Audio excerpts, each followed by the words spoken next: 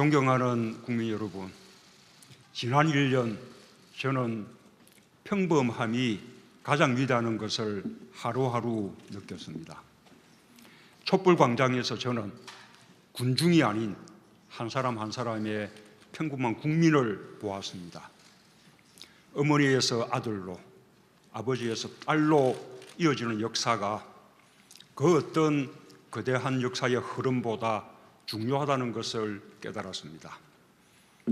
한겨울 내내 촛불을 든 후 다시 일상을 충실히 살아가는 평범한 가족들을 보면서 저는 우리의 미래를 낙관할 수 있습니다. 우리가 민주주의의 역사를 다시 쓸 수 있었던 것은 그렇게 평범한 사람, 평범한 가족의 용기 있는 삶이 우리 주변에 항상 존재하고 있었기 때문입니다. 저는 그것이 너무나 자랑스럽습니다.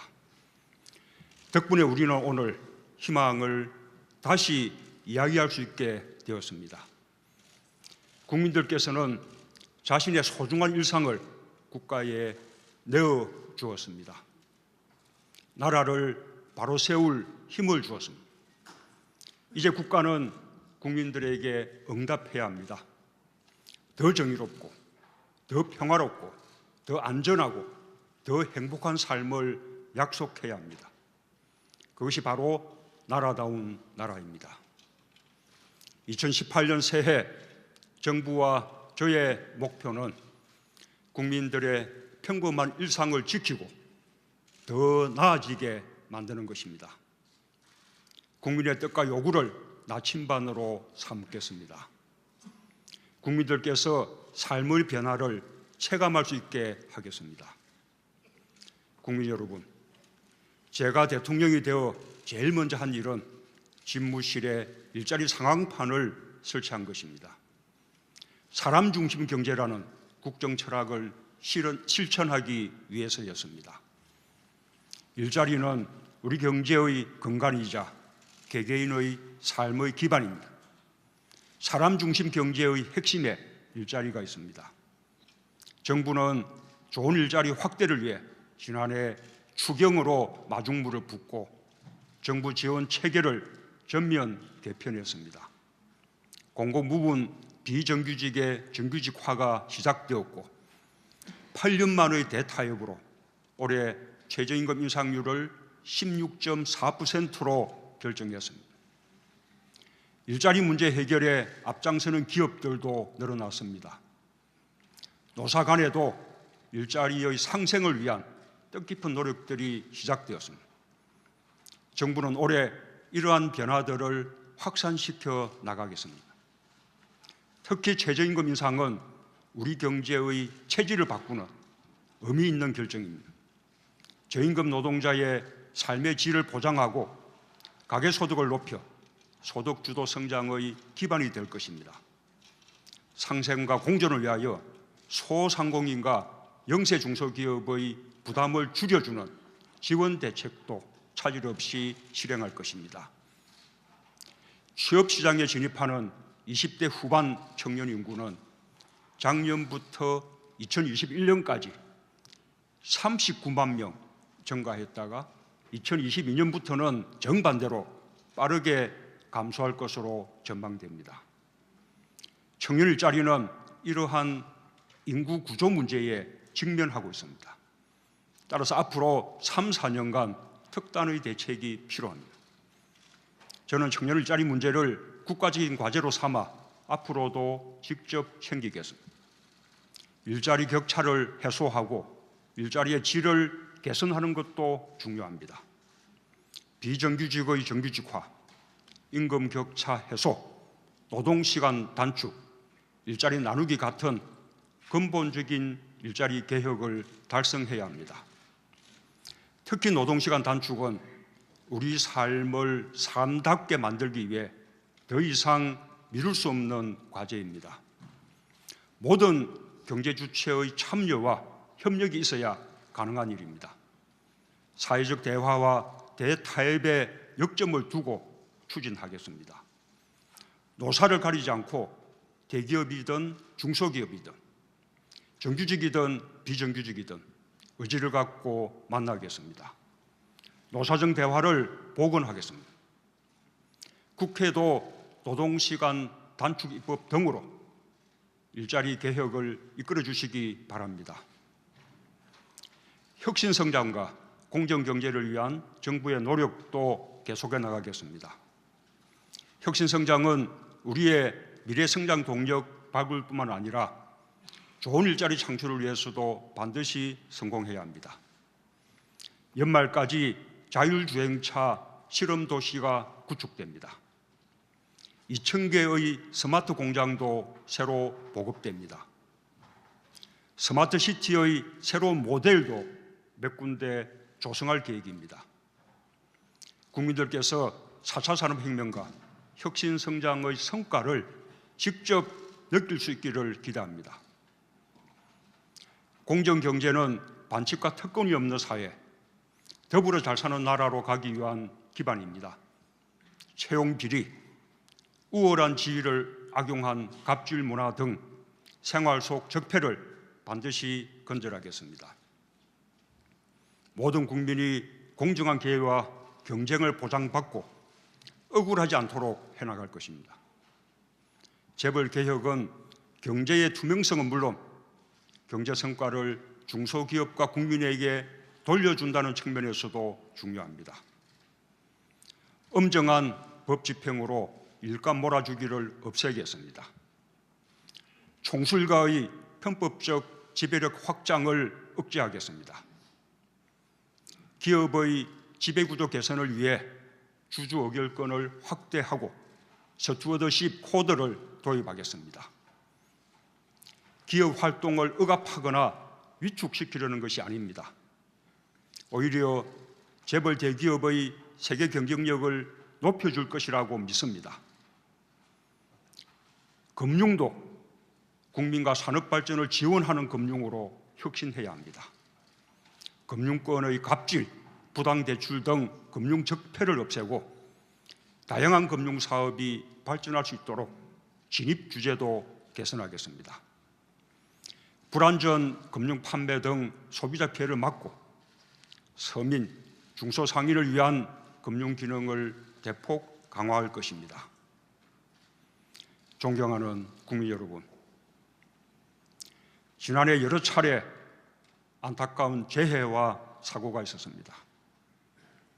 그럴 때마다 모든 게 대통령과 정부의 책임인 것 같아 마음이 무거웠습니다. 새해에는 안전한 대한민국을 만드는 데 온 힘을 다하겠습니다. 국민 안전을 정부의 핵심 국정 목표로 삼고 체계적으로 관리하겠습니다. 특히 대규모 재난과 사고에 대해서는 일회성 대책이 아니라 상시적인 대응이 가능하도록 시스템을 정비하겠습니다.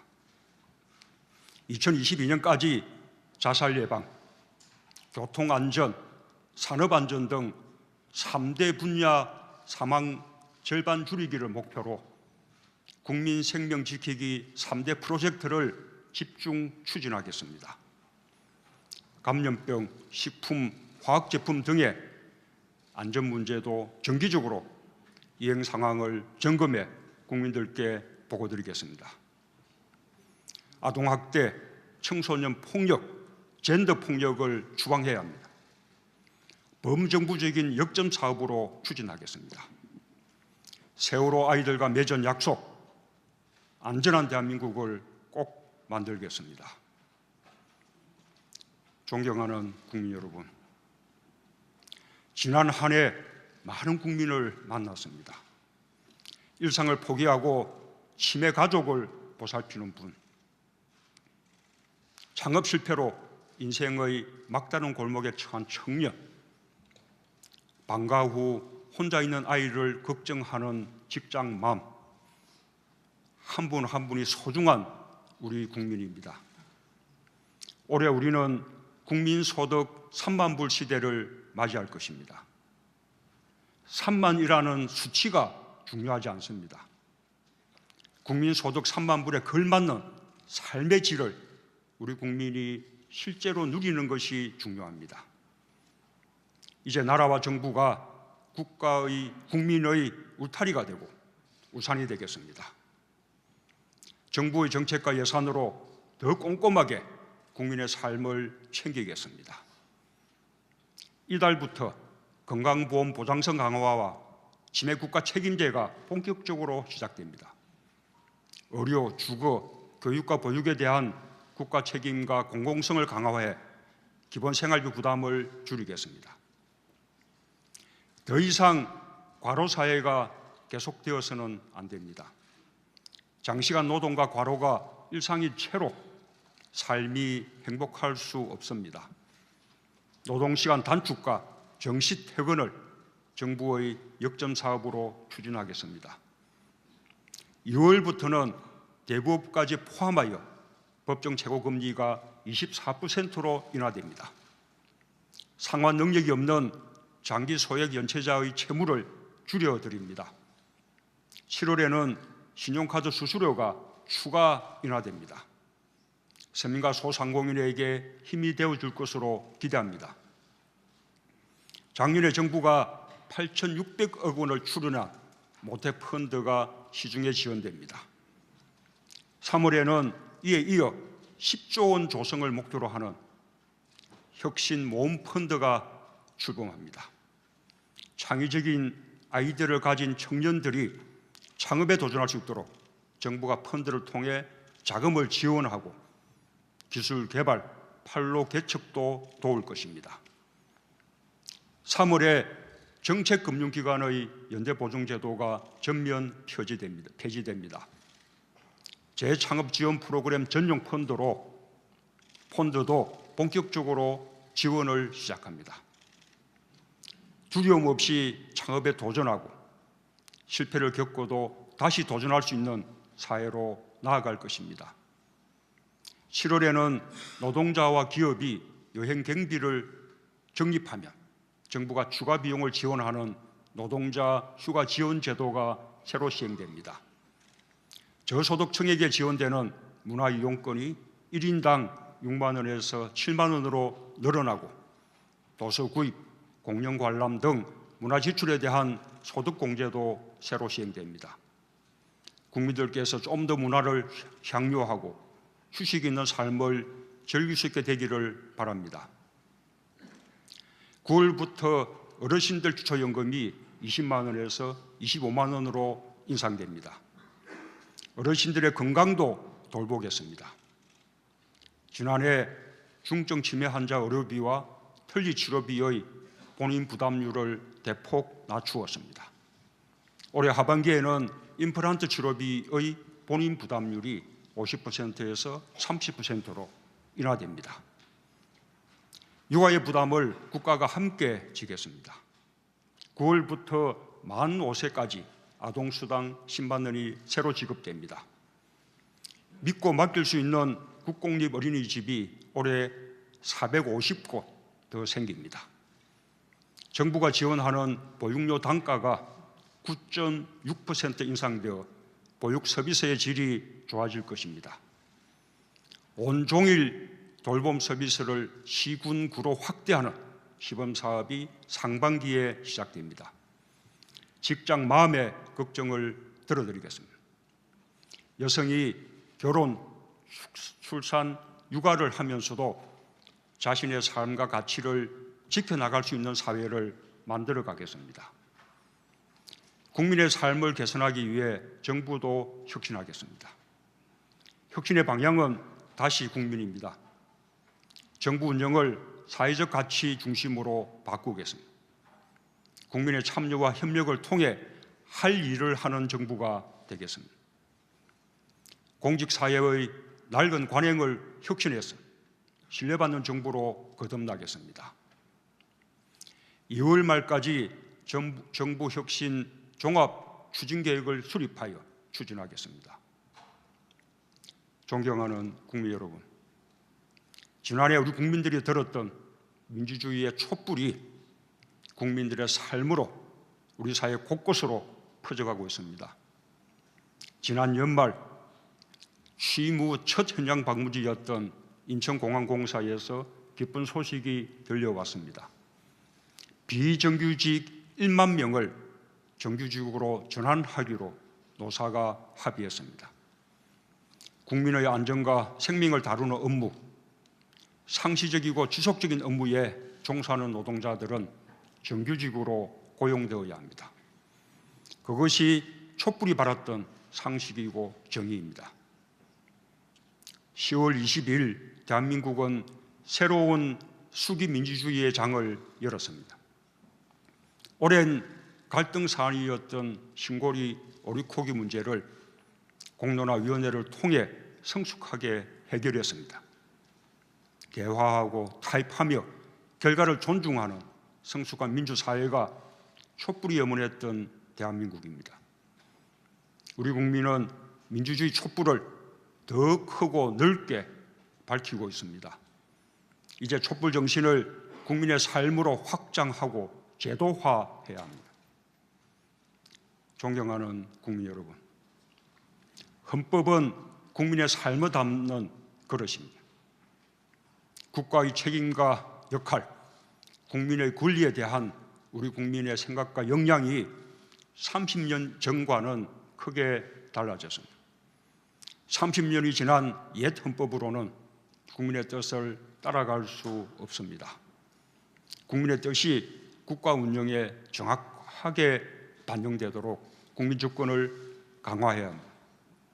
국민의 기본권을 확대하고 지방 분권과 자치를 강화해야 합니다.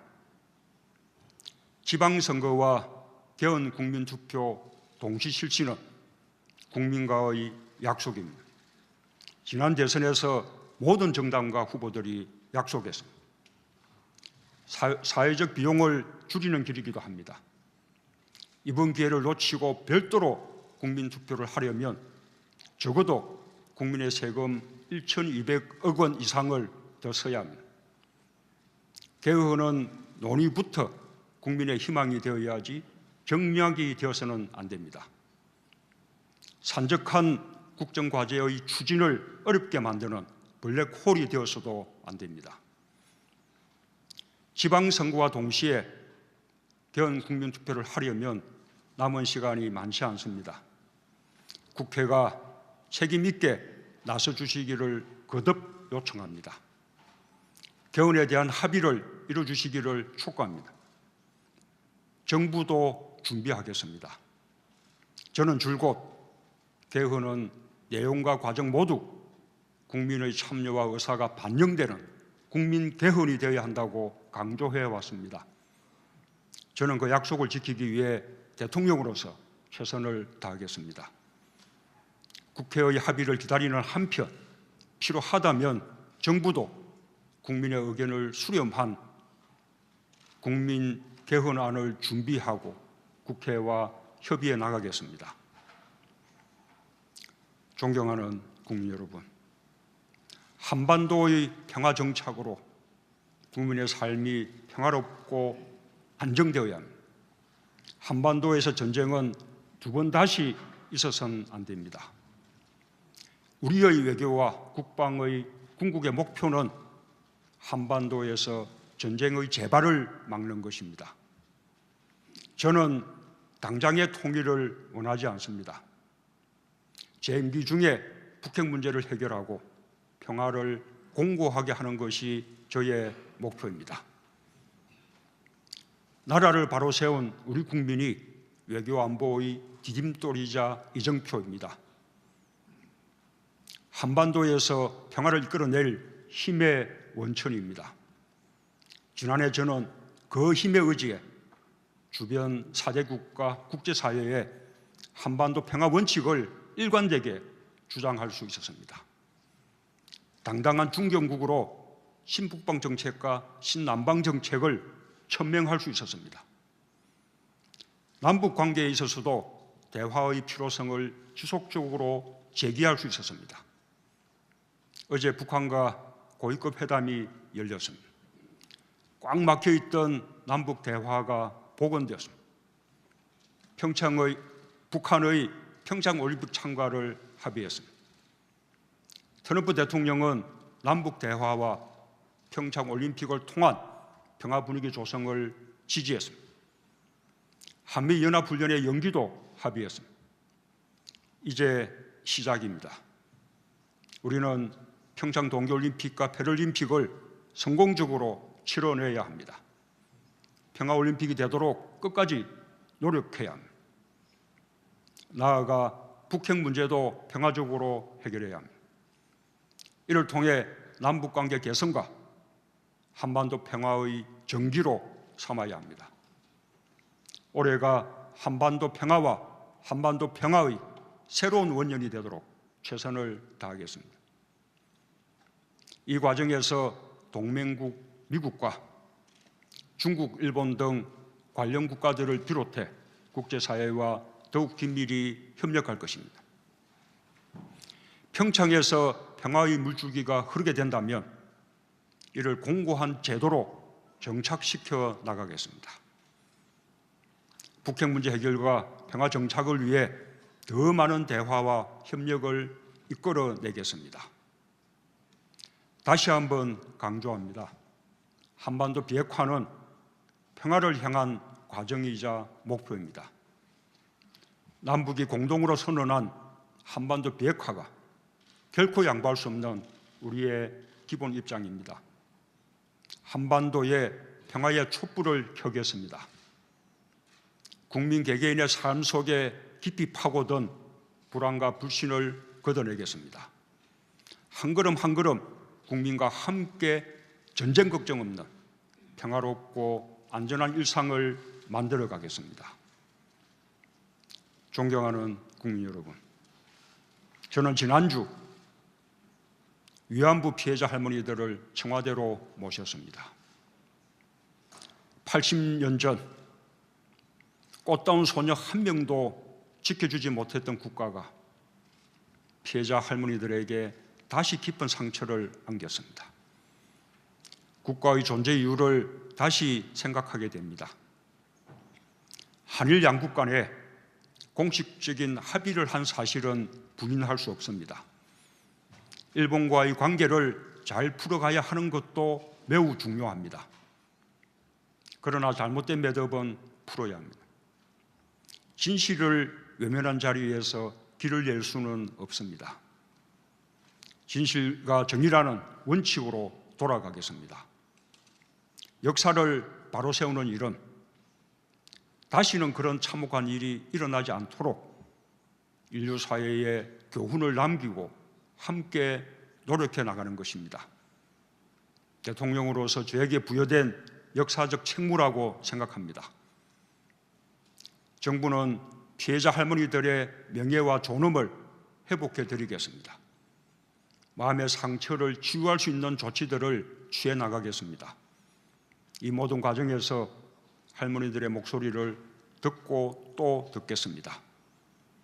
할머니들이 남은 여생을 마음 편히 보내실 수 있기를 간절히 바랍니다. 저는 또한 일본과 마음이 통하는 진정한 친구가 되기를 바랍니다. 한국과 일본은 문화적, 역사적으로 많은 부분을 공유하고 있습니다. 양국이 함께 노력하여 공동 번영과 발전을 이루어 나가야 합니다. 저는 지금까지 천명해 왔던 것처럼 역사 문제와 양국 간 미래지향적 협력을 분리하여 노력해 나갈 것입니다. 한일 관계가 미래를 향해 나아갈 때 북핵 문제는 물론 다양하고 실질적인 분야에서 긴밀히 협력해 나갈 수 있을 것이라고 믿습니다. 존경하는 국민 여러분, 내년은 대한민국 임시정부 수립 100주년입니다. 임시정부의 법통을 개성한 대한민국 건국 100주년입니다. 국민 주권을 되찾기 위해 임시정부를 수립한 그때부터 국민 주권을 실현하기 위해 촛불을 들어 새로운 정부를 출범시키기까지 대한민국은 국민의 힘으로 여기까지 왔습니다. 대한민국이 앞으로 갈 길도 국민의 길이 되어야 합니다. 국민이 행복할 수 있는 조건과 환경을 만드는 것이 올해 우리가 모두 함께 해야 할 일입니다. 새로운 100년을 다짐하며 대한민국이 가야 할 길입니다. 평범한 삶이 민주주의를 키우고 평범한 삶이 더 좋아지는 한 해를 만들어 보겠습니다. 감사합니다.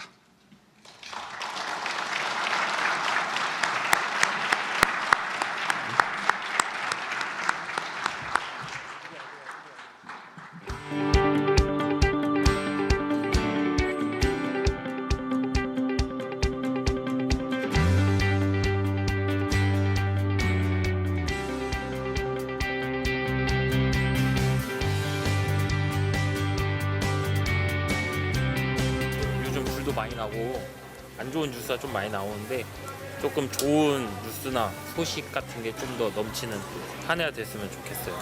세금도 좀 안 올려주시고 비정규직 말고 정규직 많은 사회가 됐으면 좋겠어요.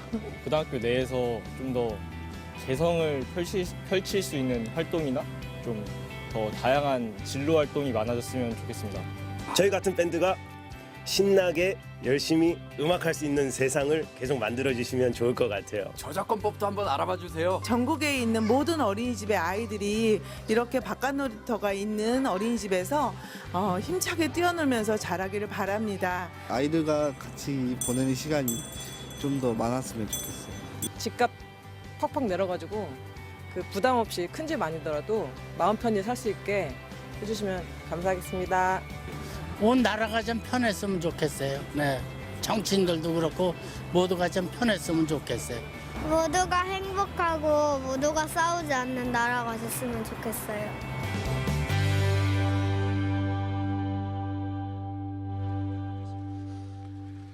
예, 안녕하십니까? 저는 오늘 진행을 맡은 청와대 국민소통수석 윤영찬입니다. 본격적인 기자회견에 앞서 오늘 질의응답 방식에 대해서 간단히 설명을 드리도록 하겠습니다. 오늘 기자회견은 대통령과 언론인이 자유롭게 묻고 자유롭게 답변하는 방식입니다. 역대 대통령 기자회견에서 전례가 없었던 대통령께서 즉석에서 질문자를 직접 지명하는 방식입니다. 대통령 지명 방식이 처음이라 질문자 호명 과정에 일부 혼선이 있을 수가 있습니다. 대통령께서 손으로 지명하고 눈을 마지막으로 맞춘 기자분에게 질문권이 주어집니다. 나도 눈 맞췄다. 일방적으로 일하시면 곤란합니다. 기자 여러분들의 양심을 믿겠습니다. 질문하실 기자는 자리에 서서 소속사와 이름을 밝혀주시고 한 가지만 질문을 해주십시오. 질문이 다양한 주제에서 나올 수 있도록 주제를 나눠봤습니다. 먼저 정치, 외교, 안보 분야에서 6개, 경제, 민생 분야에서 4개, 평창 동계올림픽을 포함한 사회 분야, 문화 분야에서 2개 질문을 받겠습니다. 방송이나 중앙지 등 특정 기자군의 질문이 몰리면 제가 사회자 직권으로 관여를 하겠습니다.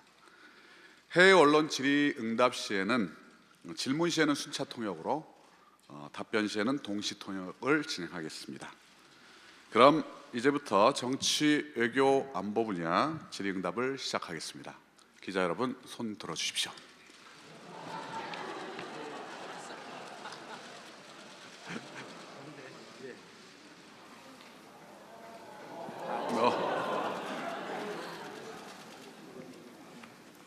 대통령님 안녕하세요. 저 뉴스원의 조소영 기자라고 합니다. 일단 이렇게 취임 첫 신년 회견을 맡게 되신 것을 축하드리고요.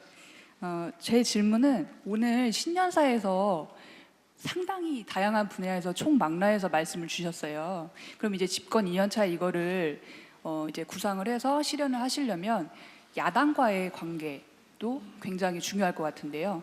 야당과의 관계 설정을 어떻게 하실 것이고, 그리고 새해를 맞아서 영수회담을 하실 생각이 있으신지 궁금합니다.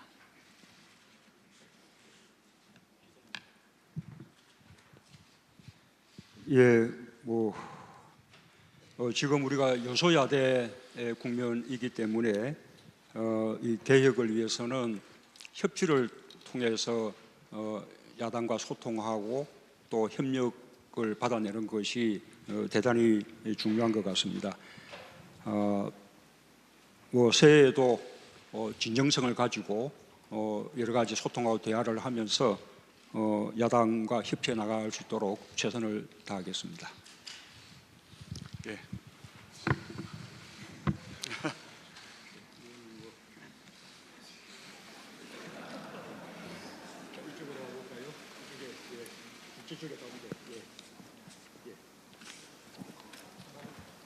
중앙일보 강태화 기자입니다. 그 집권 2년 차의 두 번째 질문자로 지목해 주셔서 감사합니다. 그 남북 대화가 시작됐기 때문에 관련 질문을 안 드릴 수가 없는데 대통령께서는 최근에 과거처럼 유약하게 대화만을 추구하지 않는다 이런 말씀을 하셨습니다. 그리고 그렇다면은 그 말의 의미에서 과거 우리가 북한과 대화 과정에서 정말 어떤 게 유약한 대화였는지에 대해서 생각을 말씀해 주시고 과거 대화와 어떻게 달라져야 된다라는 생각을 좀 들었으면 좋겠고요. 이와 관련해서 만약에 유약하지 않은 정상회담을 구상하고 계신다면 그런 정상회담의 목적과 어떤 설정된 방향이 어떻게 갖고 계신지, 또 그러한 유약하지 않은 정상회담이 이뤄지기 위한 전제 조건을 어떻게 좀 들고 계신지 설명을 듣고 싶습니다. 아시는 바와 같이 우리는 남북 관계 개선과 함께 또 북핵 문제 해결도 이루어내야 합니다. 이 두 가지는 따로 갈 수 있는 문제가 아닙니다. 북핵 문제가 해결이 돼야 남북 관계가 개선될 수 있고 또 남북 관계가 개선된다면 북핵 문제 해결에도 도움이 될 것입니다. 그렇기 때문에 그동안 국제사회는 강도 높은 북한에 대한 제재와 압박을 가해 왔습니다. 그 제재와 압박의 목표는 북한을 대화로 이끌어내는 것입니다. 지금은 첫 시작입니다. 오로지 대화만이 해법이다 이렇게 말할 수는 없습니다. 우리가 북한의 성의를 다해서 대화해서 남북관계 개선으로 또 북핵 문제 해결을 위해서 노력해 나가겠지만 만약에 북한이 다시 도발한다든지 북핵 문제 해결에 성의를 보이지 않는다면 국제사회는 계속해서 강도 높은 제재와 압박을 하게 될 것입니다. 우리 정부 역시 두 가지 모두를 구사하는 그런 대북 정책을 펼치지 않을 수 없다라는 말씀을 드린 것입니다. 남북 관계 개선과 북핵 문제 해결에 필요하다면 저는 정상회담을 필요해서 어떠한 만남도 열어두고 있습니다.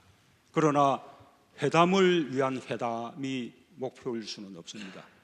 정상회담을 하려면 정상회담을 할 수 있는 여건이 조성돼야 되고 또 어느 정도의 성과가 담보돼야 할 것으로 생각합니다. 그런 여건이 갖춰지고 전망이 선다면 언제든지 정상회담에 응할 용의가 있습니다.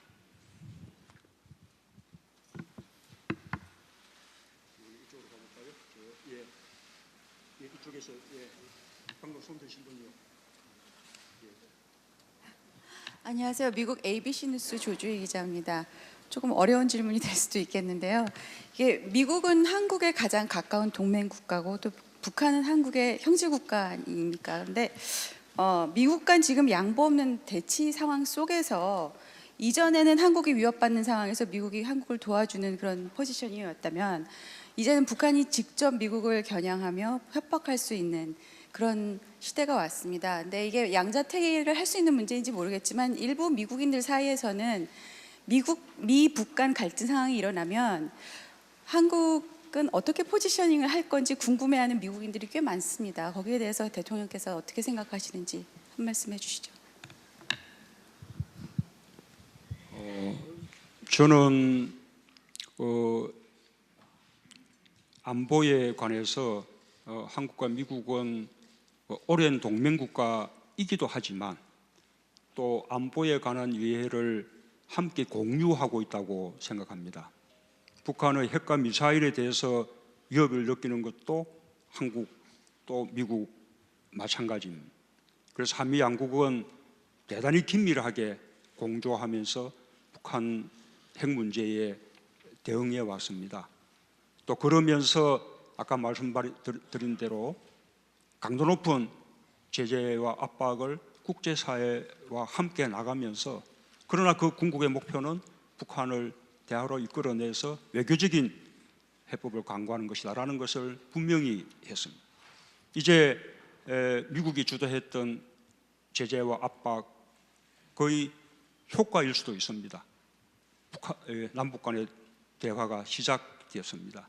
이 대화를 남북 관계 개선의 계기로 삼고 나아가서는 또 북핵 문제를 대화를 통해서 해결하는 그런 계기로 이렇게 발전시켜 나가려고 합니다. 그에 대해서 미국과 아무런 이견이 없다. 그래서 미국도 이번 남북 대화에 대해서 전폭적으로 지지하면서 이것이 북핵 문제 해결에도 도움이 되기를 바란다는 뜻을 함께 표명을 하고 있는 것입니다.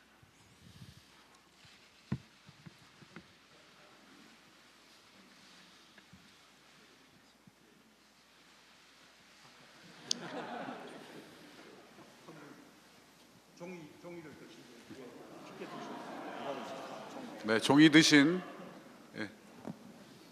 네, 충청 대표 언론 디트니스 24의 유재민 기자입니다. 대통령께서는 그 지방 소멸이라는 단어를 들어보셨습니까? 지방 소멸이요. 지방 소멸. 수도권 집중화로 인해서 그 지방의 인구가 감소하고 일자리가 줄어드는 그 위기 속에서 나오고 있는 말인데요. 그래서 그 지방분권 개헌을 하자는 건데요. 지방분권 개헌을 한다고 하더라도 모든 문제들을 다 해소할 수는 없다고 생각합니다. 그래서 그 대안으로 나오는 것들이 이제 권역 정부라든가 아니면 압축 도시 이런 것들이 대안으로 제시가 되기도 하는데 지방이 골고루 잘 살 수 있는 지방 분권 어떻게 가야 될지 여쭙겠습니다.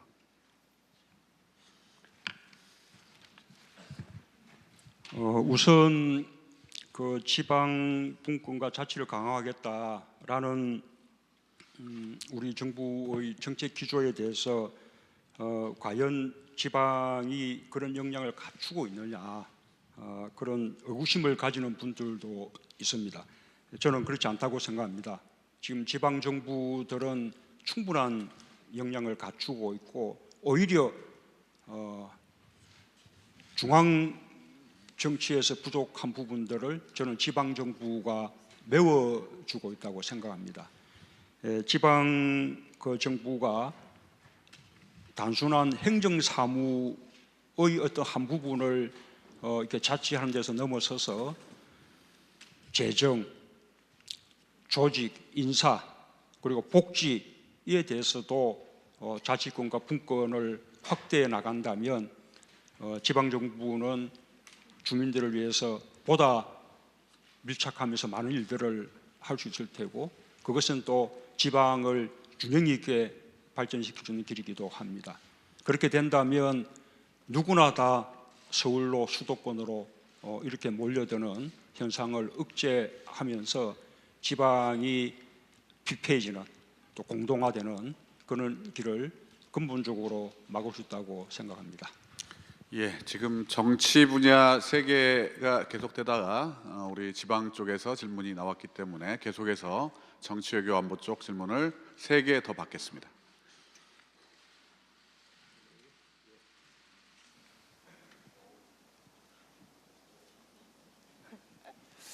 TV조선 최지연이라고 합니다. 어제 위안부 합의 발표가 있었는데요. 대통령께서 과연 만족하실 만한 수준의 위안부 합의 결과가 이루어졌는지 지난해 12월 28일에 비해서 만족하실 만한 수준이었는지 묻고 싶고 그때 청와대에 오신 위안부 할머니들 취재해 보니까 재협상이나 보통 파기를 주장하셨는데 어제 그 수준의 합의 결과는 나오지 못했습니다. 그거에 대한 대통령의 생각 궁금하고 또 사드나 원전이나 다 절차적 정당성을 먼저 주장을 하시는데 그거에 비해서 이제 지난 대선 때 공약으로 내세웠던 정책은 결국 실현되지 못한다는 공약은 실현되지 못하고 있다는 평가도 나오거든요. 절차적 정당성만 주장하고 그래서 그거에 대해서는 어떻게 생각하시는지 좀 궁금합니다. 질문을 하나만 선택해 주시면 좋겠습니다. 하나만 선택해서 다시 한번 해주시기 바랍니다. 그럼 대통령의 선택에 맡기겠습니다. 아까 위안부 그 할머니들 문제에 대해서는 질문의 요지가 무엇인지요? 어제 위안부 할머니들이 만족할 만한 수준의 위안부 합의 결과가 나오지 않은 것 같아서요. 대통령께서는 만족할 만한 수준이셨는지 그리고 재협상이나 파기는 불가능하다는 입장을 천명하셨는데 어떤 과정을 통해서 그런 결과를 도출해내신 건지 궁금합니다. 예, 만족할 수 있겠습니까? 이 상대가 있는 일이고 외교적인 문제이고 또 이미 앞에 정부에서 양국 간의 공식적인 합의를 했던 그런 일이기 때문에 우리가 충분히 만족할 수 없다 하더라도 현실적으로 최선인 그런 방법을 찾아내야 되는 것이죠. 그런 방안을 이 정부가 발표한 것이었다고 생각합니다. 기존의 합의에 대해서 이렇게 받아들이기 어렵다고 한다면 왜 파기하고 재협상을 요구하지 않는 것이냐, 그런 이제 질문을 할 수 있겠습니다. 그러나 저는 기본적으로 이 위안부 문제는 진실과 정의의 원칙에 의해서 해결될 수밖에 없다고 생각합니다. 일본이 그 진실을 인정하고 또 피해자 할머니들에 대해서 진심을 다해서 사죄하고 그리고 그것을 교훈으로 삼으면서 다시는 그런 일이 일어나지 않도록 국제사회와 함께 노력해 나갈 때, 그러면 할머니들도 그 피해를 용서할 수 있을 것이고 일본을 용서할 수 있을 것이고 그것이 완전한 위안부 문제의 해결이라고 생각합니다. 그렇게 해결돼야 하는 것이지 정부와 정부 간에 피해자를 배제한 채 조건과 조건을 주고받는 방식으로 해결될 수 있는 문제가 아니라고 생각합니다. 지난 정부에서 양 정부가 그런 식으로 서로의 요구 조건을 주고받는 방식으로 피해자들을 배제한 가운데 문제 해결을 도모한 것 자체가 잘못된 방식이었던 것이죠. 우리는 일본에 대해서 위안부 문제의 말하자면 진실과 정의라는 원칙에 입각한 해결을 촉구할 것입니다. 그러나 그것은 우리가 기존의 합의를 파기하고 재협상을 요구함으로써 해결할 수 있는 문제는 아니다라고 생각하는 것입니다. 예, 우리 기자 여러분 질문은 우리 처음 약속대로 한 가지씩만 해주시기 바랍니다. 예, 다음 질문 이어가겠습니다. 맨 끝에 광남일보의 맹인섭입니다. 정치적인 질문 한 가지 올리겠습니다. 앞서 회견문에서도 말씀하셨듯이 6월 지방선거 관련해서 개헌을 말씀하셨습니다. 지금 우리 앞에는 지방분권 개헌 문제와 국가 균형 발전이라는 화두가 앞에 놓여 있습니다. 요즘 여론조사도 한창인데요. 지금 문재인 정부 앞에 지방분권 개헌과 지역 균형 발전이 두 마리 토끼를 함께 잡아야 되는 일정이 상당히 빡세 보입니다. 그것과 관련해서 단도직입적으로 여쭤보겠습니다.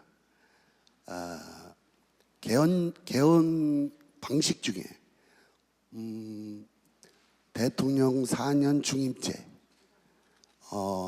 분권형 대통령제, 총리와 대통령이 권한을 나누는 분권형 대통령제, 의원 내각제, 앞으로 빡센 일정을 전제로 해서 대통령께서는 어느 형태를 선호하시는지요? 저는 과거 대선 기간 때부터 제 개인적으로는 대통령 4년 중임제가 가장 바람직한 어떤 방안이라고 생각한다는 것을 말씀드린 바 있습니다. 아마 국민들께서도 가장 지지하는 방안이 아닌가 생각합니다. 다만 그러나 저는 제 개인 소신을 주장할 생각이 없습니다. 개헌을 할 수 있어야 되기 때문에 개헌안에 대해서는 국회의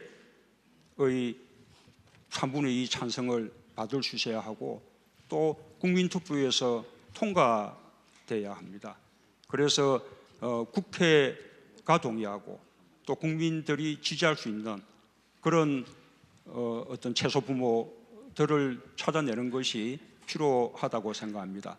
그런 어떤 채소 부모 속에 지방분권 개헌은 너무나 당연하다고 생각하고요. 또 국민들의 기본권을 확대하는 개헌도 저는 당연한 일이라고 생각합니다. 중앙 권력 구조를 어떻게 개편할 것인가라는 부분은 말하자면 많은 의견들이 있을 수 있는 그런 부분입니다. 그 부분에 대해서는 가장 지지받을 수 있는 방안을 찾아낼 수밖에 없는 것이고, 만약에 그 부분에 대해서 하나의 합의를 이뤄낼 수 없다면 그 부분에 대해서는 또 개헌을 다음으로 미루는 그런 방안도 생각해야 할 것이라고 생각합니다. 어떤 선에서 우리가 합의를 이룰 수 있을 것인지 국회와 긴밀하게 더 협의해 나가겠습니다.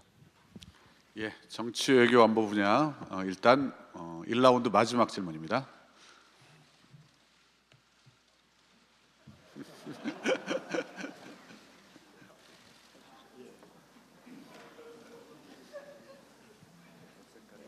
전자신문 성현희 기자입니다. 제가 오늘 보라색을 입고 나온 게 신의 한 수였던 것 같습니다. 네, 질문하겠습니다. 그 지방 선거 전후로 해서 단행될 청와대와 2기 내각 구성 방향에 대해서 구상하시고 계신 바 있으면 좀 듣고 싶고요. 그리고 한 가지만 더 하겠습니다. 올해 경제 성장률 3%대 전망하고 있지만 사실상 글로벌 평균 성장률은 4%잖아요. 그래서 격차가 계속 벌어지고 있는데요. 혁신 성장 분야에서도 사실 소득주도 성장에 비해서 문재인 대통령의 어떤 문재인표 정책이 뚜렷하게 보이지 않는다라는 지적도 좀 있는 것 같습니다. 오늘 그 신년사에서도 창업 지원하고 그리고 스마트 시티 등을 얘기를 하시긴 하셨는데 사실 그건 지난 정권에서도 좀 다뤘던 의제이기도 하고요. 그래서 혹시 장기적으로 좀 대한민국의 성장을 동인해 나갈 구체적인 묘안이 있으신지 궁금합니다. 예, 뭐 그 부분은 저보다 우리 정책실장께서 답변하셔야겠는데, 우선 앞에 성장률 부분을 이야기하자면 이제는 우리가 이 상당한 이 경제 성장을 이미 이룬 상태이기 때문에 지속적으로 고도 성장을 해 나가기는 어렵다고 생각합니다. 이 세계 평균 성장률이 우리의 목표가 될 수는 없는 것이고요.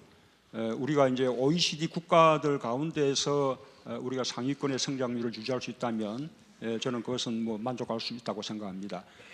이제는 2% 또는 3%대의 성장을 말하자면 우리의 새로운 어떤 그 노멀한 상태로 받아들여야 하지 않을까 생각하고요. 우리의 잠재 성장률을 최대한 높여서 실제 성장률을 잠재 성장률과 부합하게 만드는 것이 목표라고 생각합니다. 그렇게 본다면 우리 지난해에는 지금 3.2% 정도 성장률을 이루었을 것이라고 지금 잠정적으로 판단하고 있는데 새해에도 3% 정도 성장은 지속할 수 있지 않을까 그렇게 생각합니다. 그리고 앞으로 계속해서 성장해 나갈 수 있는 뭐 산업 정책 이 부분은 우리 정책실장님 설명 하시겠습니까?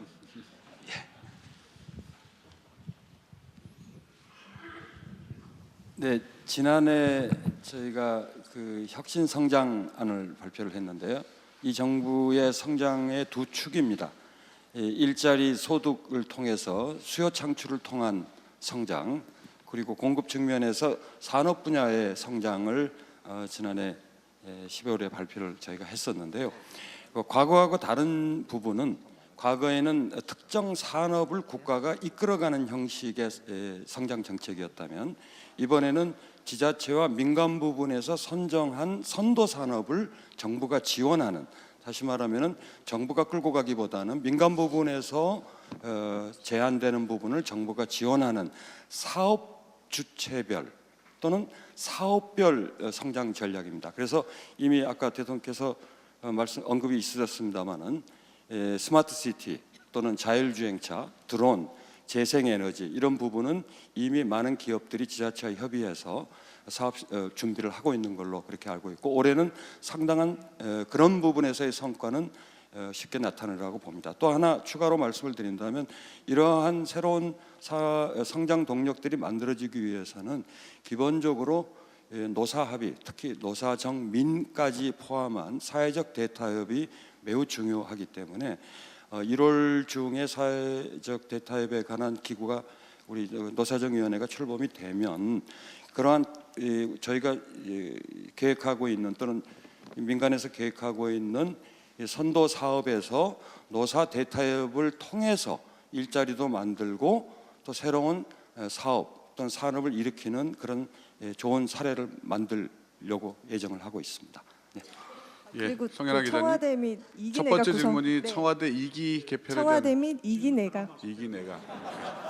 예, 저도 굉장히 관심 있는 질문이라요. 이기 내각 구성 방향성에 대해서만 간단하게 부탁드립니다. 예, 그 부분은 지금 질문 자체가 뜻밖입니다. 아직 뭐 아무런 생각이 없는 문제에 대한 질문이었습니다. 예. 예, 다음 이제 경제 분야로 질문이 넘어갑니다. 우리 이 경제 분야와 관련된 질문을 하실 기자분들께 손들어 주십시오. 저랑 눈 마주친 거 맞죠, 대통령님? 경제 문제로 넘어가기 전에 방금 질문이 경제 문제에 관한 거여서 정치 외교에 관한 걸 하나 더 여쭤보겠습니다. 대통령께서 좀 불편하실 수도 있는 질문이 될 수도 있는데요. 어제 아랍에미레이트에서 특사가 왔습니다. 처음에는 어떤 언론이 이 문제는 문재인 정부의 탈원전 정책과 관련이 있는 것 같다라고 보도를 하면서 불거지기 시작했는데요. 제 모친까지도 도대체 그 건은 어떻게 된 거냐 이렇게 관심을 가질 정도로 국민들이 의문이 많습니다. 특히 외교 상대가 있는 외교 문제이고 그리고 그 나라가 왕정 국가라는 특성상 모든 것을 다 공개하기 힘들 수도 있을 텐데 제가 궁금한 거는 그 국민들의 안전, 생명을 위협할 정도의 국민들이 모르는 이전에 어떤 협정이 있었는가 그리고 어제 만남에서 그런 협정 부분에 수정이 가해졌는가 가해지지 않았다면 앞으로 어떻게 하실 계획인지 답변 부탁드립니다.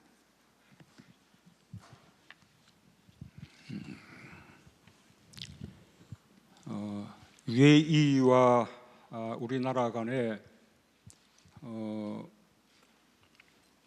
노무현 정부 때부터 시작해서 이명박 정부, 박근혜 정부 이어서 군사 협력에 관한 여러 건의 협정과 MOU가 체결되었습니다. 그러나 그 가운데 공개된 것은 노무현 정부 때 체결됐던 정보 군사에 관한 협정뿐이었고 이명박 박근혜 정부에 있었던 여러 건의 협정이나 MOU들은 전혀 공개되지 않았습니다. 그리고 그때 정부가 공개하지 않는 이유에 대해서는 상대국인 아랍에미리트 측에서 공개가 되지 않기를 바라고 있다라는 것이 그 비공개 이유였습니다. 뭐 그런 상황은 뭐 지금도 계속되고 있다고 생각합니다. 기본적으로 저는 그 이 외교 관계도 최대한 투명하게 이루어져야 한다고 생각하지만 또 앞에 정부에서 양국 간에 공개하지 않기로 그렇게 또 그 합의를 했다면 그 점에 대해서도 존중할 필요가 있다고 생각합니다. 다만 그 공개되지 아니한 협정이나 MOU의 내용 속에 좀 흠결이 있을 수 있다면 그런 부분들은 앞으로 시간을 두고 UAE 측과 이렇게 수정하거나 보완하는 문제를 협의해 나가겠습니다. 그리고 적절한 시기가 된다면 공개할 수 있을 것이라고 그렇게 생각합니다. 예, 다음 경제 분야 다시 질문을 받겠습니다. 손 들어 주십시오. 방금 바로 옆자리 아까 제가 그렇게 지목을 하고 했는데 우리 김보영 기자가 먼저 일었을 수 있습니다. 네, 반갑습니다. 머니투데이 김성희 기자입니다. 제가 100일 회견 때도 질문 드리고 이렇게 두 번째 질문 기회 갖게 돼서 영광입니다. 그 경제 분야로 국한을 하다 보니까 저도 좀 그 무거울 수도 있는 질문을 드리게 되는데 최저임금 인상 문제입니다. 물론 10년 사에도 언급을 하셨지만 이 최저임금 인상은 뭐 후폭풍이라고 할 정도로 이제 영향이 좀 있는 것 같고요. 또 단순히 최저임금에 그 국한하는 게 아니고 그 노동시간 단축 말씀하신 것과도 다 연계되어 있는 그런 문제라고 생각합니다. 이 노동시간 단축과 과로사회 극복은 하려고 하다 보면 이 자영업자들은 오히려 더 과로하게 되고 정시퇴근을 못하게 되는 이런 문제도 생기고 있는 것 같아서 거기에 대한 대책 있으시면 말씀 부탁드립니다. 우선 최저임금 인상이 그 일자리를 줄일 것이다 라는 그 염려들이 있습니다. 그러나 우리나라도 최저임금 두 자릿수 인상이 처음이 아닙니다. 과거에 여러 번 있었던 일이고요. 외국의 경우에도 최저임금을 새로 도입하거나 또 대폭 올리는 그런 일들이 있었는데 그럴 때마다 고용과의 그 어떤 그 상관관계가 늘 논의가 되곤 합니다. 우리 국내의 과거 전례도 그렇고 또 외국의 연구 결과도 그렇고 그것이 일시적으로 또 일부 한계 기업들의 고용을 줄일 가능성은 있지만 그러나 정착되면 오히려 경제가 살아나면서 일자리가 늘어난다라는 것이 대체로 경향인 것으로 보입니다.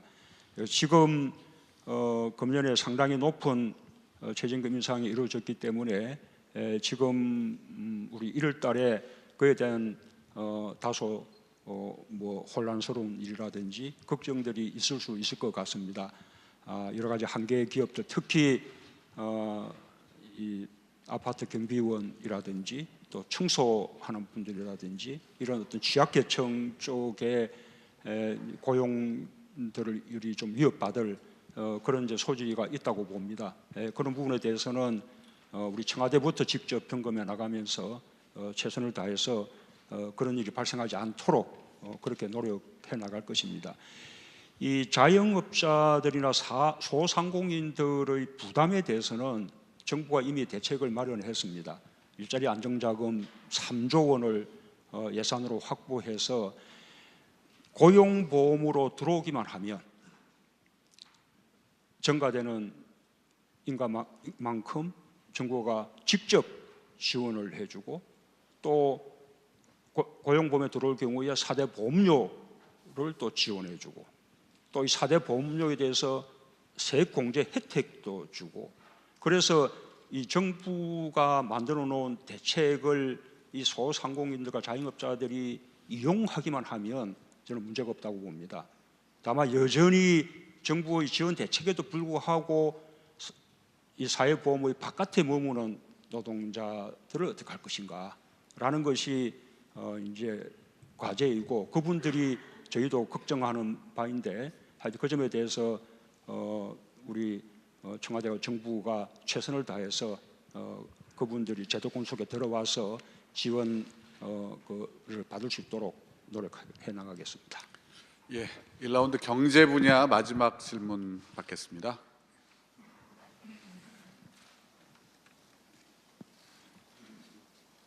대통령님.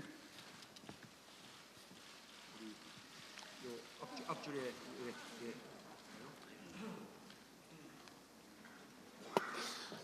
안녕하세요. 문 대통령님. I've just arrived in Seoul, so thank you very much for having me. I'm Laura Bicker from the BBC.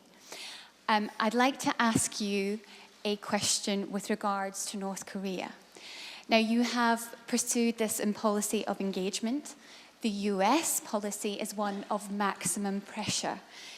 Is there not a potential for a flashpoint between those two policies, and how will you deal with it? Thank you. 대통령님 안녕하십니까? 저는 서울에 부임한 BBC 로라 비커라고 합니다. 저는 북한에 관련돼서 질문 드리고 싶은데요. 한국은 관여 정책을 추구하고 있습니다. 하지만 미국은 최대 압박 제재를 추구하고 있습니다. 어느 단계에서는 이 두 개의 정책이 부딪히는 때가 오지 않을까 싶은데요. 그런 시기가 오면 어떻게 이것을 다루실지 대통령님의 생각 궁금합니다. 예. 한국의 그 대북 관여 정책과 미국의 압박 정책이 충돌했을 경우에 이게 다를 경우에 어떻게 대통령께서 정책을 취하실지에 대한 질문입니다. 예. 예, 우리가 현실적으로 가지고 있는 고민입니다. 아까 말씀드린 바와 같이 미국과 한국은 아주 긴밀하게 공조하고 있고 지금까지 이 대북 정책, 특히 북한의 핵과 미사일 도발에 대한 대응에 있어서는 전혀 이견 없이 빈틈없이 협력해 왔다 이렇게 말씀드릴 수 있습니다. 그런데 이 국제사회가 북한의 핵과 미사일 이 문제를 해결하기 위해서 아주 강도 높은 제재와 압박을 하고 있고 북한이 도발하면 할수록 그 제재와 압박의 수위를 높여 오고 있는데 이 목표는 북한으로 하여금 이 대화의 길로 나와서 핵이 아니라 국제사회와 공존하는 길을 찾도록 하려는 데 있다고 생각합니다.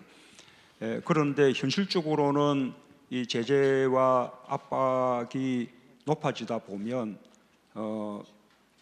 좀 지나치게 긴장이 고조돼서 우발적인 충돌이 있을 수도 있기 때문에 이런 그 긴장을 어떻게 적절하게 관리해 나가고 또 우발적인 충돌을 막으면서 북한을 대화로 이끌어낼 것인가 라는 것에 대해서는 우리가 사려 깊은 그런 고민들을 해야 한다고 봅니다.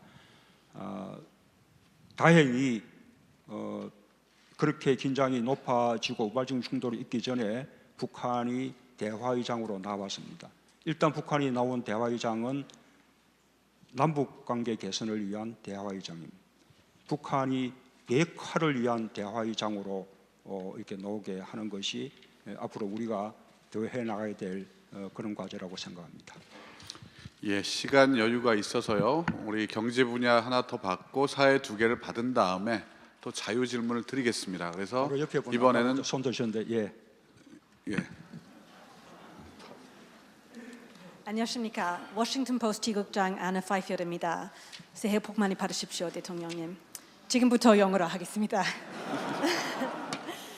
So you alluded to this a little before, but President Trump has claimed that he created the environment for yesterday's talks, that it was because he has taken a strong, firm, and willing to use America's might stand against North Korea that the talks yesterday were able to happen. How much credit do you give President Trump for yesterday's agreement? And separately, your government has hinted that it would be willing to suspend some direct sanctions on North Korea to facilitate its involvement in the Pyeongchang Games. Can you explain how far you're prepared to go to provide that? Thank you.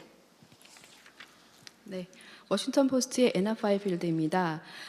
대통령님께서도 아까 말씀하셨는데요. 어제의 남북 대화 고위급 회담이 성사된 데는 트럼프 대통령이 나의 공이 있다. 지금까지 최대의 압박과 제재를 했기 때문에 그 효과를 보이는 거라고 말을 했는데요. 문 대통령님께서 생각하시기에 트럼프의 공이 어느 정도 되는지 궁금합니다. 두 번째는 평창 올림픽 있기 전에 이 한국의 직접적인 대북 제재를 조금 중단을 하겠다라고 말씀을 하셨는데요. 어느 정도까지의 범위를 생각하고 있는지 궁금합니다. 두 번째 질문을 한 번 더 되풀이해 주실랍니까? 예. 번역을. 네, 두 번째 질문은 평창 올림픽 있기 전에 한국의 대북 제재를 조금 중단을 하겠다, 좀 연기를 하겠다라고 하셨는데요. 어느 정도까지 생각하고 계신지 그 범위가 궁금합니다. 그 평창 올림픽 그 남북 대화 성사에 대한 트럼프 대통령의 공은 매우 크다고 생각합니다. 예, 감사를 표하고 싶습니다.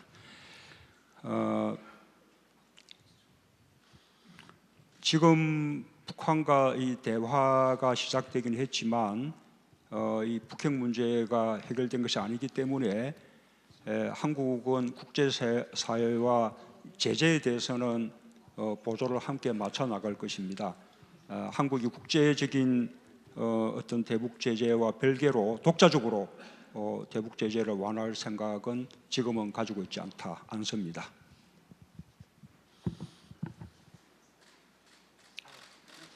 네, 사회 올림픽, 평창 올림픽과 관련된 내용 또는 사회 분야 문화 분야 질문 주십시오.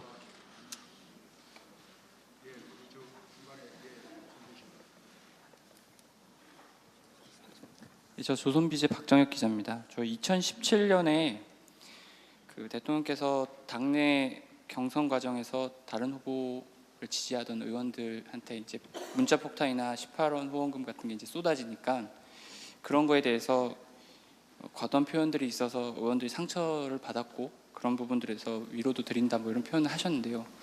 사실 제가 이 얘기를 거창하게 드린 이유는 기자들이 이제 기사로 표현을 할 때 최근에 이제 대통령의 나 아니면 정부 정책에 대해서 비판적인 기사를 쓰면 댓글들에 굉장히 많은 안 좋은 댓글들이 달리는 경우가 많은데요. 지지자분들께서 좀 보내시는 그 격한 표현이 많이 있는 것 같습니다. 대통령께서 그런 부분들에 대해서 어떻게 생각하고 계신지, 그리고 그 격한 표현들이 있다면 그 지지자분들께 어떻게 표현을 좀 했으면 좋겠다라고 전하실 말씀이 있으신지 궁금합니다.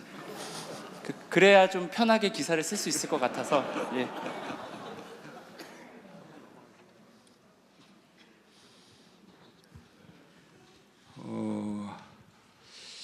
아마 그 언론인들께서는 기사에 대해서 이 독자들의 의견을 과거부터 받으실 텐데요.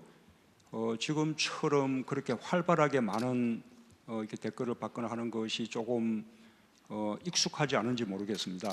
그러나 저희 이제 정치하는 사람들은 정치하는 기간 내내 뭐 우리 제도 언론의 뭐 이런 비판들뿐만 아니라 그런 뭐 인터넷을 통해서 또는 문자를 통해서 댓글을 통해서 뭐 많은 그 공격을 받기도 하고 비판을 받아왔죠. 그래서 그런 부분들에 대해서 익숙해 있고, 저는 아마 대한민국에서 저보다 많은 그런 악플이나 이런 문자를 통한 비난이나 뭐 여러 가지 트윗이나 뭐 그렇게 뭐 많이 당한 정신이 없을 거라고 생각하는데, 그냥 저와 생각이 각은 다르건 상관없이 그냥 유권자인 그 국민들의 그냥 의사 표시다, 그렇게 받아들입니다. 저는 기자님들께서도 그런 부분에 대해서는 좀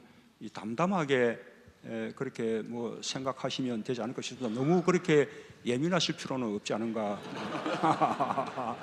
그렇게 생각을 합니다. 예.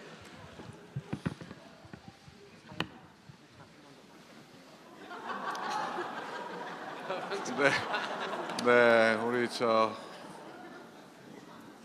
감사합니다, 대통령님. 저는 평창 올림픽에 개최되는 강원도에 있는 강원도민일보 남궁창성 기자입니다. 그 대통령님 취임하시고 그 엄중한 안보 현실에서 평창 올림픽을 계기로 한반도 평화를 정착시키기 위한 노력에 국민의 한 사람으로서 먼저 감사하다는 말씀을 드리겠습니다. 그 어제 평창 올림픽 계기 남북 고위급 회담이 열렸습니다. 그 합의 내용 중에 보면은 북한에서 대표단을 파견하기로 했습니다. 대통령님께서 임기 중에 신년사에서 북핵 해결을 하시겠다고 했는데, 그 대표단에 혹시 지금의 안보 현실을 좀 또 북핵 문제를 해결하기 위해서 대표로 누가 오셨으면 좋겠는지, 혹시 가능하시다면 김정은 북한 노동당 위원장이 대표로 오실 경우 어떻게 생각하시는 데에서 듣고 싶습니다. 이상입니다. 예, 이제 뭐 시작인데요. 어제 이제 첫 걸음인데 출발이 좋았다고 생각합니다. 그러나 그렇다고 해서 너무 이렇게 뭐 앞서 뭐 가면서 뭐 이런저런 가정을 할 그 단계는 아니라고 보고요. 북한이 평창 올림픽 계기에 대표단을 보내기로 한 것은 대단히 바람직한 일이라고 생각합니다. 가능하면 고위급 대표단이 돼서 어제와 같은 대화의 장이 또 평창 올림픽 그 기간에도 다시 이어지기를 바라는 그런 마음입니다. 북한이 어느 급의 대표단을 보낼지 여부는 아직은 알 수 없는데, 아마 평창 올림픽 이렇게 다가오면서 서로 간에 실무적인 그 협의를 해 나가기로 했기 때문에 좀 평창 올림픽 기간이 다가오게 되면 좀 가시적으로 아마 이렇게 발표되지 않을까 생각합니다.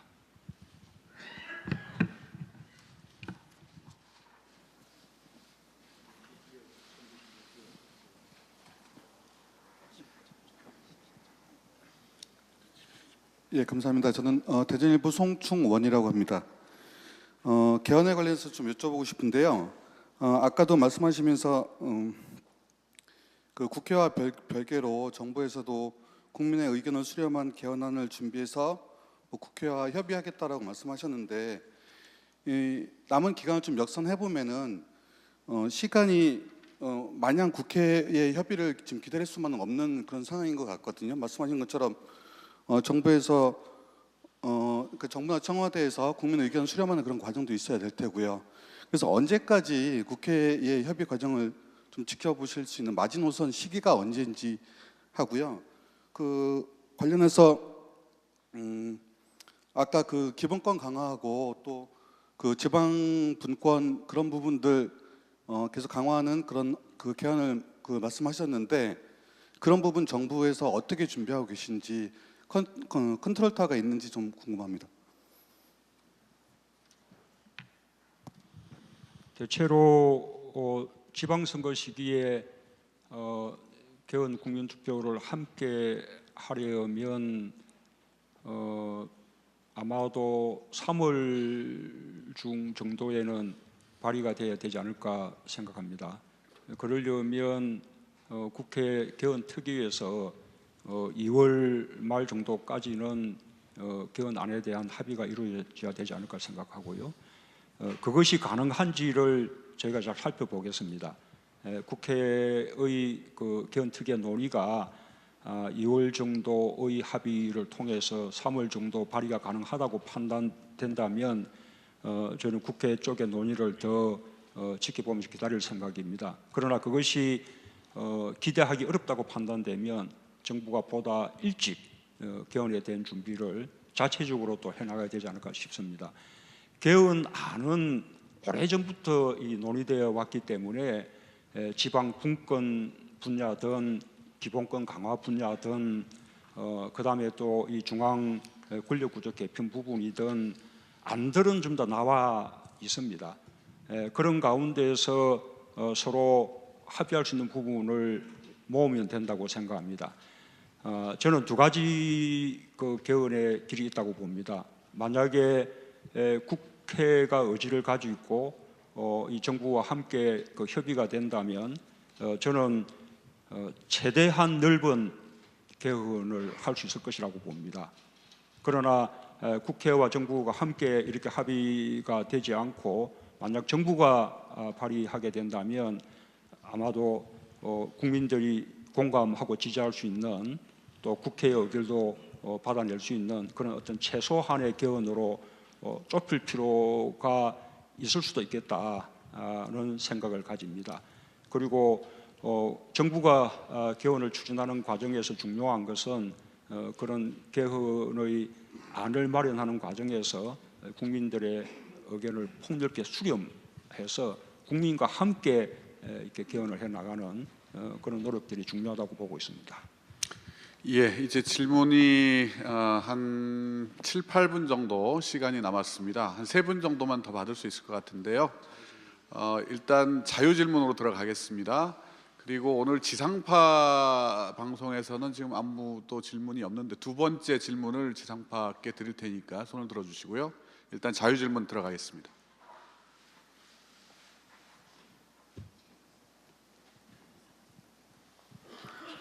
JTBC 이성대 기자라고 합니다. 그 남북 관계에 대해서 다시 한번 질문을 좀 하고 싶은데요. 그 대통령께서 신년사에서도 올해를 한반도 평화의 원년으로 삼고 싶다 말씀을 하셨습니다.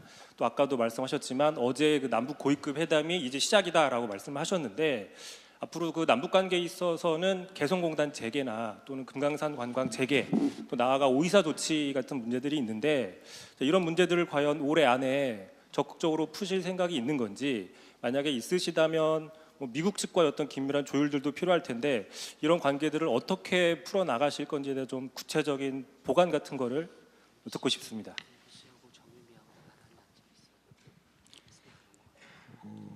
일단 그 오이사 조치 중에서 어떤 경제적인 교류 부분, 그리고 또 개성공단, 금강산 관광 이런 부분들은 지금 이제 국제적으로 이루어지고 있는 제재, 특히 그 유엔 안보리가 결의한 제재 그 틀 속에서 판단하지 않을 수 없을 것 같습니다. 이것이 유엔 안보리가 결의한 어떤 제재 범위 속에 있는 것이라면 우리가 독자적으로 그 부분들을 해제하기는 어렵다고 봅니다. 결국은 북한하고의 관계 개선은 북핵 문제 해결과 함께 가지 않을 수 없다고 봅니다. 저는 이 두 트랩의 서로 대화 노력이 서로 선순환 작용을 할 것이라고 봅니다. 남북 관계 개선을 위한 대화 또 노력들이 북핵 문제 해결에도 도움을 주게 되고 또 북핵 문제 해결의 부분에서 좀 진도가 나가야 또 남북 관계도 그만큼 더 발전할 수 있고 그런 관계라고 봅니다. 일단 우리로서 할 수 있는 것은 남북 관계 개선을 위한 이 북한의 대화를 통해서 북한이 비핵화를 위한 대화로도 나서도록 그렇게 유도해 내는 것이라고 봅니다. 그런 것이 이루어진다면 그 속에서 아까 개성공단 재개라든지 금강산 관광의 재개 문제는 그 속에서 검토해 나가겠습니다. 네, 지상파 분 중에서 이번엔 질문을 해주시죠. 예.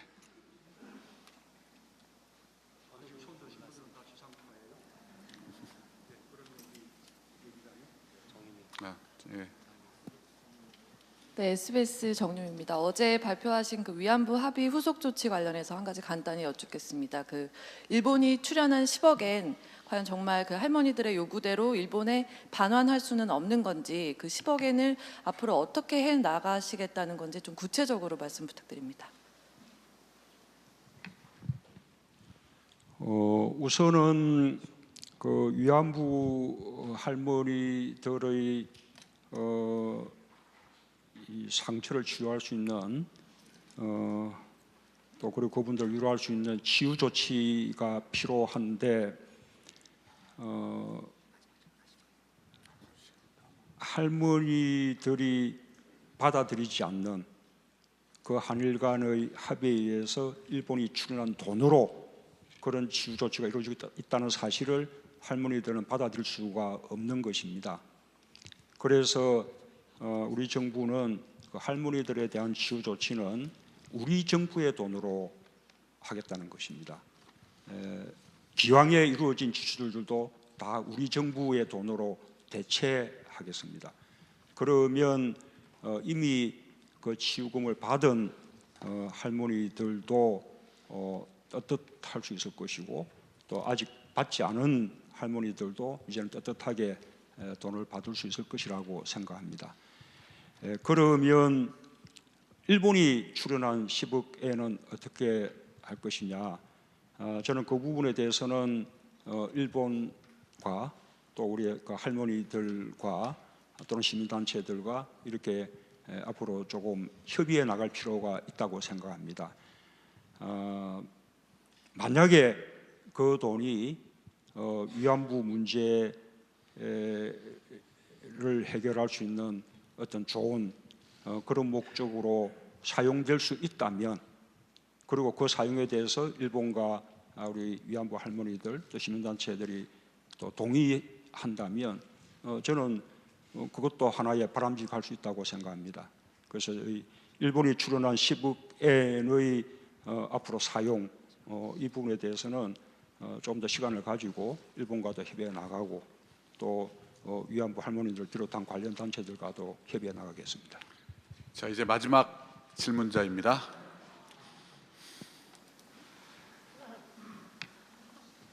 마지막입니다. 예, 뭐 오늘은 골고루 여러 분야에서 다 질문을 해주셨습니다. 대통령님 마음대로 골라주십시오.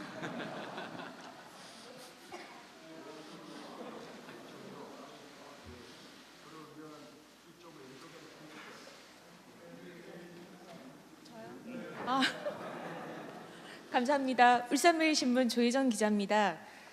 대통령님께서는 그 약속을 꼭 지킨다는 그런 소신을 강조하고 계신데요. 예전에 그 대선 공약 때 핵심 약속 중에서 이 그 기자회견을 대변인에게만 맡기지 않고 직접 기자들을 찾아서 이 수시 브리핑을 하신다는 약속을 하셨습니다. 오늘 또 이렇게 대변인의 입이 아니라 이 대통령님의 직접적인 워딩을 들으니까 더 귀에 쏙쏙 들어오는 것 같은데요. 이 취임 이후에 그 많은 버라이어티한 일들이 많았습니다. 그 신고리 원전 사회적 합의 갈등도 있었고요. 헌재 소장이 국회 동의 없이 그 인선이 굉장히 연장되는 그런 어려움도 있었습니다.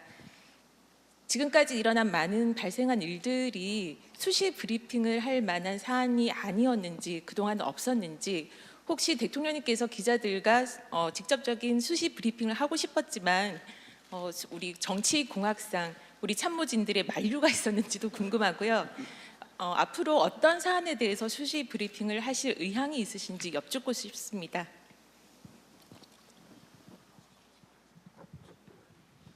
예, 저는 오늘처럼 기자님들을 더 자주 만나고 싶습니다. 예, 브리핑 중요한 일들은 직접 하고 싶기도 하고 그리고 또 이런 식의 기자 회견을 직접 또 하기도 하고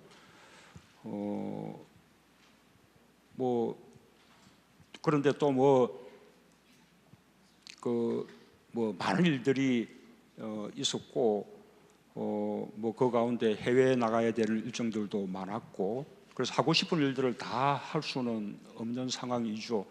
어쨌든 국민과의 소통은 가장 중요한 일이라고 생각합니다. 그리고 국민과의 소통의 방법으로 우리 언론과 소통하는 것은 또 그 가운데서도 또 핵심적인 것이 될 수 있기 때문에 언론과의 접촉을 더 늘려나가도록 그렇게 노력해 나가겠습니다. 예, 이제 질문은 모두 끝났고요. 여러분들 질문 많이 하셨습니다. 오늘 처음으로 이제 실시한 대통령 직접 지명 방식의 기자회견을 해봤는데요. 일부 기자분들께서는 아예 양손을 드시는 분도 계시고 어떤 분은 아예 인형을 들고 오셔가지고 올리시는 분도 계시고 눈도 안 마주쳤는데 몸부터 일하시는 분도 오늘 계셨습니다. 아마 새로운 문화가 이제 정착이 돼갈 것 같습니다. 이것으로 오늘 회견을 모두 마치기로 하겠습니다. 지금까지 함께해 주신 언론인 여러분 그리고 시청해 주신 국민 여러분 대단히 감사합니다. 문재인 대통령께서 퇴장하시겠습니다. 장내 계신 여러분, 예, 질문 기회 못 드린 분들께는 죄송스럽다 말씀드리고요. 다음에 또 이런 기회가 있다면 그때는 또 오늘 질문하지 못하신 분들에게 또 기회를 드리겠습니다. 감사합니다.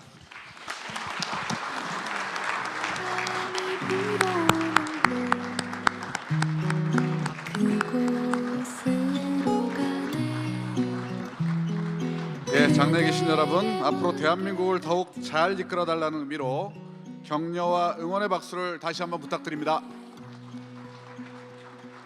국민 여러분, 내 삶이 달라집니다. 국민의 나라, 정의로운 대한민국을 위해 더욱 매진하는 문재인 정부가 되겠습니다. 새해 복 많이 받으십시오. 감사합니다.